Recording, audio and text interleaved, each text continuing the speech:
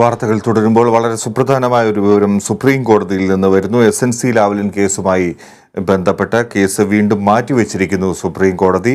Case കേൾക്കുന്നതിൽ നിന്ന് justice CT Ravikumar പിന്മാറി എന്നുള്ള വാർത്തയും എത്തുകയാണ്. ഹൈക്കോടതിയിൽ താൻ കേസ് കേട്ടതാണെന്ന് വ്യക്തമാക്കിയാണ് ജസ്റ്റിസ് രവികുമാറിന്റെ പിന്മാറ്റം. കമലേഷാണ് വിശദാംശങ്ങളുമായി ചേരുന്നത്. കമലേഷ് രാവിലെ തത്സമയ വിവരങ്ങൾ തന്നപ്പോൾ സൂചിപ്പിച്ചിരുന്നു കേസ് ഇത്തവണയും മാറ്റിവെക്കാനുള്ളൊരു സാധ്യതയുണ്ട് എന്ന്. ഇപ്പോൾ ജസ്റ്റിസ് CT രവികുമാറും പിന്മാറിയിരിക്കുന്നു കേസ് കേൾക്കുന്നതിൽ നിന്ന് എന്ന് വ്യക്തമായിരിക്കുന്നു. എന്തൊക്കെയാണ് മറ്റു വിവരങ്ങൾ?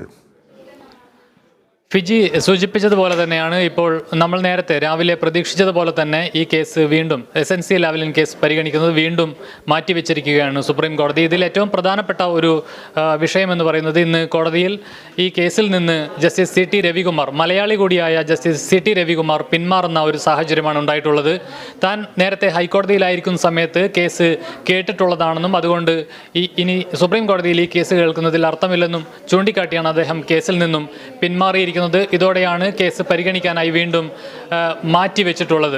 ഇതിപ്പോൾ നമ്മൾ നേരത്തെ സൂചിപ്പിച്ചതുപോലെ തന്നെ 33ാമത്തെ തവണയാണ് ഈ കേസ് മാറ്റിവെച്ചിട്ടുള്ളത്. 2017 CBI ഈ വിഷയം ഉന്നയിച്ച്, അതായത് പിണറായി വിജയൻ അടക്കം 3 പേരെ കേസിൽ നിന്നും കുറ്റവിമുക്തനാക്കിയ നടപടി ചോദ്യം ചെയ്തുകൊണ്ട് സുപ്രീം കോടതിയെ സമീപിക്കുന്നത്.